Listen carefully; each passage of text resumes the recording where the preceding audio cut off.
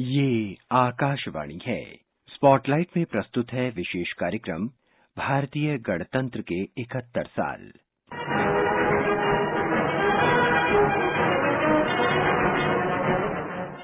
गणतंत्र दिवस यानी स्वाधीन भारत की अपनी शासन प्रणाली लागू करने का गर्वीला दिन। 71 साल पहले इसी तारीख को हमने अपना संविधान अपनाया था और अपने प्रजातांत्रिक मूल्यों, अपनी संस्कृति और अपने हिसाब से बनाई राह पर चलने का फैसला किया था। संविधान हमारे लिए महज किताब नहीं, बल्कि महान भारतीय गणतंत्र का पवित्र ग्रंथ है, जिसने हमें हर मुश्किल वक्त में राह दिखाई है, जिसके बताए रास्ते पर चलते हुए हमने अपनी आजादी की गौरवमय यात्रा पूरी की। स्वाधीन भारत में जब भी हमारे सामने कोई दो राह दिखा, जब भी असमंजस की स्थिति बनी, तब हमें इसी पवित्र ग्रंथ ने राह दिखाई। उसी संविधान ने, जिसके बारे में बाबा साहब भीमराव अंबेडकर ने संविधान सभा में कहा था, Our difficulty is how to make the heterogeneous mass that we have today take a decision in common and march in a cooperative way on that road which is bound to lead us to unity. Our difficulty is not with regard to the ultimate. Our difficulty is with regard to the beginning. I should have thought that in order to make a start, in order to induce every party, every section in this country, it would be the act of greatest statesmanship for the majority party, even to make a concession to the prejudices of people who are not prepared to march together. हमारी अपनी व्यवस्था की राह 15 अगस्त 1947 की आधी रात को ही तय हो गई थी। जब दुनिया सो रही थी, उसी वक्त भारत अपनी नियति की कहानी लिख रहा था। इस मौके पर देश के पहले प्रधानमंत्री ने जो कहा था, वह आज भी बेहद प्रासंगिक है। पंडित नेहरू ने कहा था, बरसों पहले हमने नियति के साथ वादा किया था और अब समय आ गया है कि हम अपना वो वादा निभाएं। पूरी तरह न सही, पर बहुत हद तक तो निभाएं। आधी रात के समय जब दुनिया सो रही होगी, भारत जीवन और स्वतंत्रता के लिए जाग जाएगा। जब तक कि एक एक इंसान हिंदुस्तान का आजादी की हवा में न रह सके और उसकी तकलीफें दूर न हो और जो मुसीबतें हैं वो हटाई न जाएं। चुनाचे एक बहुत बड़ा हिस्सा हमारे काम का बाकी है। बड़े बड़े सवाल हमारे सामने हैं और उनके तरफ देख के कुछ दिल दहल सा जाता है, लेकिन फिर हिम्मत आती है सोच के कितने बड़े सवाल पुराने जमाने में हमने हल किए, तो क्या हम इन और सवालों से दब जाएंगे? ताकत और गुरूर कुछ हमारा अपना शख्सी और व्यक्तिगत नहीं है, लेकिन कुछ गुरूर है अपने मुल्क में, कुछ इत्मीनान है अपनी कौम की ताकत में। ब्रिटेन से भारत को भले ही आजादी मिल गई, लेकिन कई अंग्रेज ऐसे भी थे जिनकी निगाह भारत की नाकामी के इंतजार में थी। पूर्व ब्रिटिश प्रधानमंत्री विंस्टन चर्चिल तो मानकर चल रहे थे कि भूखे और निरक्षरों का देश एक दिन फिर उनकी झोली में आ गिरेगा। आजादी के साथ बंटवारे और खून खराबे का जो दंश मिला, उससे एक बार की आशंका भी होने लगी थी कि अंग्रेजी सोच कहीं सही न हो जाए। लेकिन ऐसे मौके पर हमारे नेताओं ने कमान संभाली। इस मोर्चे पर सबसे अहम योगदान रहा देश के पहले उप प्रधानमंत्री सरदार पटेल का। पटेल ने आजादी के बाद लोगों को शांति का संदेश देते हुए आकाशवाणी के माध्यम से कहा था, हर हिंदुस्तानी का धर्म है कि भारत की प्रगति में अपना जो कुछ हिस्सा देना हो वो देना चाहिए। मुल्क में शांति है, बहुत बड़ा मुल्क है, हर जगह पर लोग अपने अपने कर्तव्य कर रहे हैं, काम कर रहे हैं, रोजगार कर रहे हैं, तो मुल्क में तो चारों तरफ शांति है। शांति बिना तो काम चलता नहीं। पूरी शांति इतनी है, बाहर का कोई खतरा नहीं है, तो यदि हम भीतर का काम हमारा पूरा करें तो हमें कोई मायूसी का कारण नहीं है।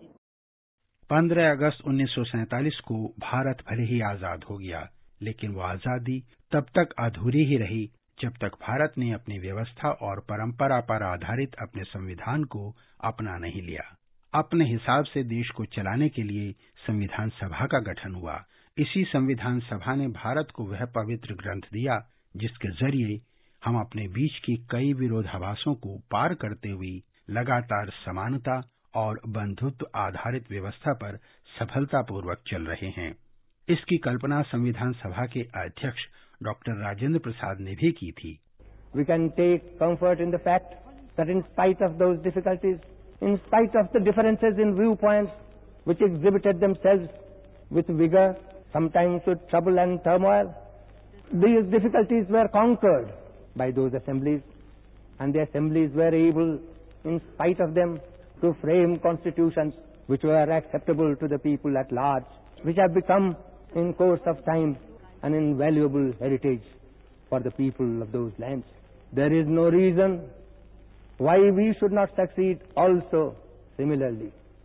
All that we need, all that we require is honesty of purpose, firmness of determination, a desire to understand each other's viewpoint, a resolve that we shall do justice, that we shall behave as fairly, as squarely as possible towards everyone else.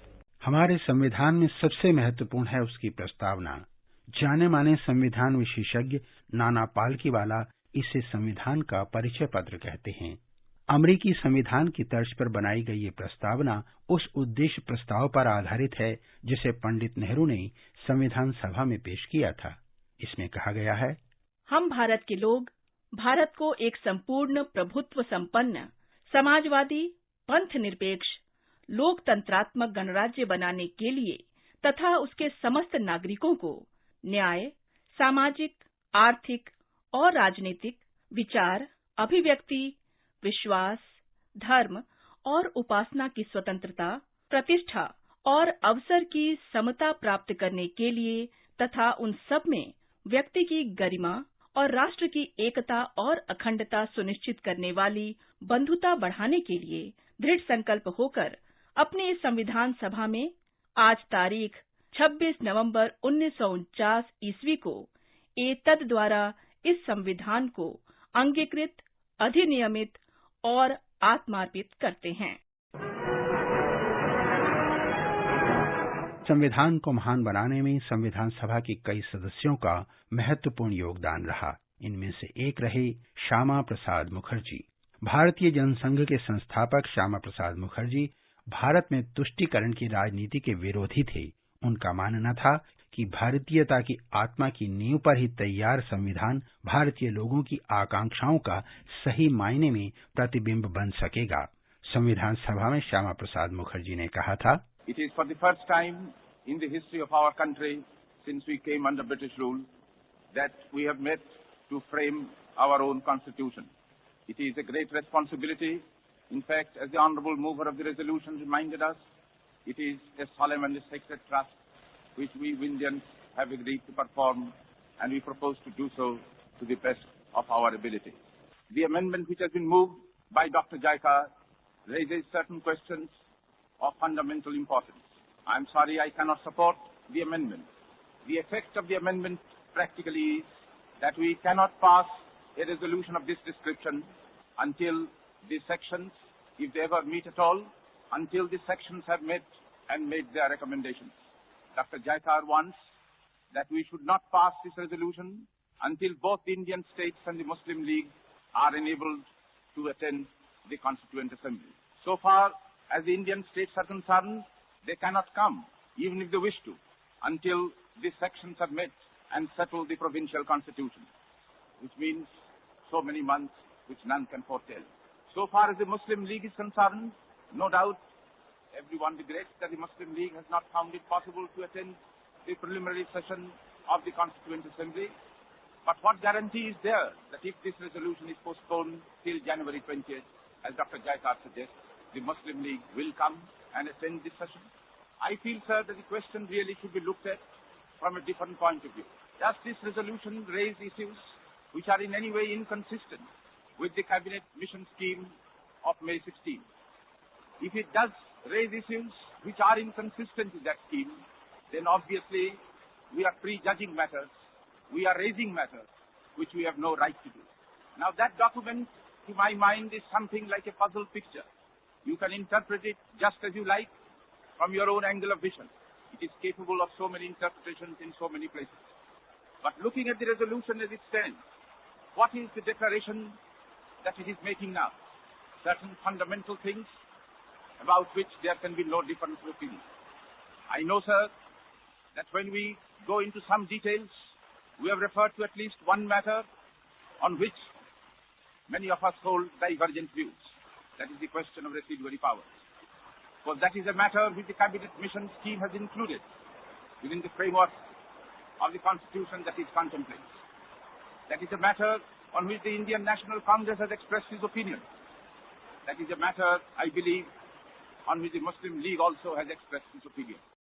संविधान सभा में 300 से ज्यादा सदस्य थे, लेकिन संविधान को रचने में सबसे महत्वपूर्ण भूमिका रही संविधान सभा की प्रारूप समिति की, जिसके अध्यक्ष थे बाबा साहब भीमराव आम्बेडकर। इस समिति में कन्हैया लाल माणिकलाल मुंशी समेत 8 सदस्य थे। इसी अहम समिति के सदस्य थे तमिलनाडु के एन गोपालसामी अयंगार। गणतंत्र दिवस के मौके पर संविधान को लेकर कही उनकी बात को भी याद कर लेना चाहिए। Within the jurisdiction of His Majesty's government, in my opinion, to say whether they would accept the federal court's view or whether they would not, because it is entirely out of their hands. The Constituent Assembly makes the reference to the federal court, and it is for the Constituent Assembly to say before it makes the reference that it will abide by the decision of the federal court. What will happen? Assuming that the federal court's decision is in favor of the view taken by His Majesty's government, what will be the position of those who have taken a contrary view? The only thing they can do, in view of all the commitments they have made to individual provinces and communities. देश की चाहे जो भी समस्या हो, हमारे संविधान में उसको सुलझाने के विधान दिए हैं।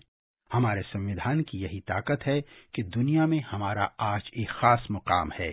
ये हमारे संविधान से हासिल ताकत ही है कि हम कोरोना जैसे कठिन समय को पार करने में कामयाब रहे। संविधान की ये ताकत ही हर भारतीय नागरिक के मन में उसके प्रति श्रद्धा पैदा करती है। संविधान की इस विशेषता को प्रधानमंत्री नरेंद्र मोदी ने भी समझा। गत वर्ष संविधान दिवस के मौके पर उन्होंने कहा, Our Constitution has many special features, but one very special feature is the importance given to duties. Mahatma Gandhi himself was very keen about this. He saw a close link between rights and duties. He felt that once we perform our duties, rights will be safeguarded. हमारे प्रयास ये होने चाहिए कि संविधान के प्रति सामान्य नागरिक की समझ और ज्यादा व्यापक हो। इसके लिए संविधान को जानना, समझना भी बहुत जरूरी है।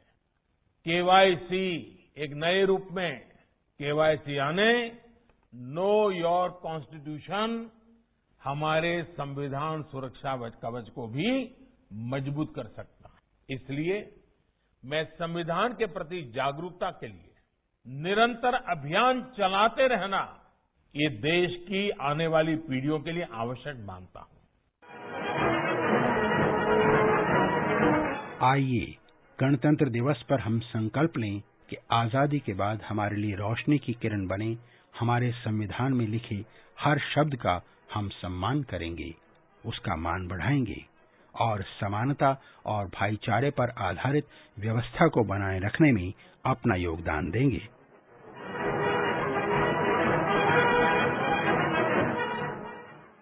अभी आप सुन रहे थे भारतीय गणतंत्र के 71 साल। ये कार्यक्रम आकाशवाणी के समाचार सेवा प्रभाग द्वारा प्रस्तुत किया गया। इसे आप हमारे mobile app news on AIR पर भी सुन सकते हैं। इस कार्यक्रम के संबंध में अपनी प्रतिक्रिया आप हमें ईमेल कर सकते हैं। पता है airnsttalks@gmail.com। ये कार्यक्रम फिर से सुनने के लिए लॉग ऑन करें हमारी वेबसाइट newsonair.com।